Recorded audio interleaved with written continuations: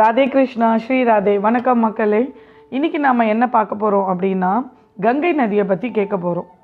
So Ganga நதினாலே எல்லாருக்குமே தெரியும், கங்கைன்றது ஒரு வற்றாத ஜீவநதி. கங்கை ரொம்ப பவித்திரமானது.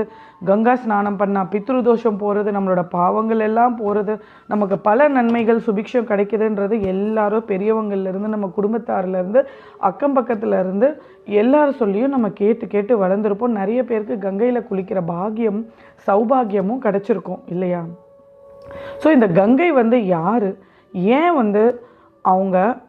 அவங்களுக்கு இவ்வளோ பெருமை, அவங்க எங்கேருந்து வந்தாங்க, ஏன் இந்த சிறப்பு அப்படின்னு உங்களில் யாருக்காவது தெரிஞ்சால் கண்டிப்பாக கமெண்ட் பண்ணுங்கள்.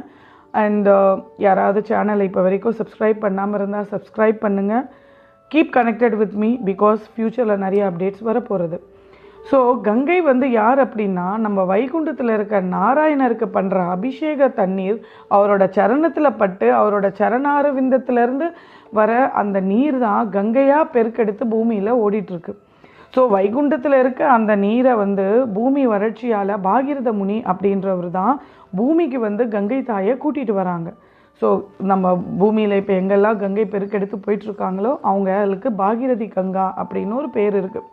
ஸோ இதில் நான் சொல்ல வர வேண்டிய விஷயம் என்ன அப்படின்னு கேட்குறீங்களா? கங்கை பகவானோட சரணத்திலேருந்து வர்றதுங்க.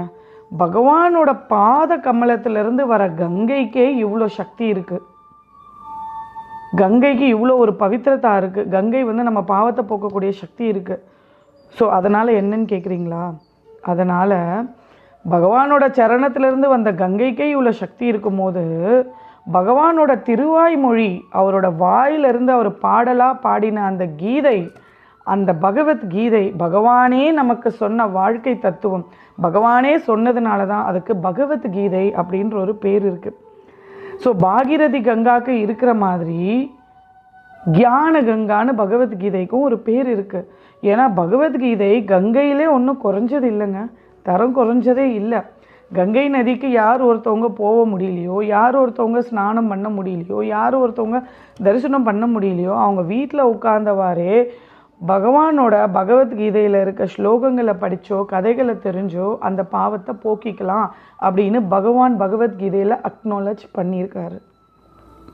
ஸோ பகவானோட பாதத்தில் வந்த கங்கைக்கு இனமான சக்தி பகவானோட திருவாய் மொழியான பகவத்கீதைக்கும் உண்டு மக்களே. இதை நீங்கள் தெரிஞ்சுக்கணும், கீதையை புரிஞ்சுக்கணும், கீதையோட மகாத்மாக்கள் எல்லாம் தெரிஞ்சு கீதையோட மகிமைகளை புரிஞ்சு நீங்கள் கீதையை படிக்க ஆரம்பிக்கணும். ஹரே கிருஷ்ணா.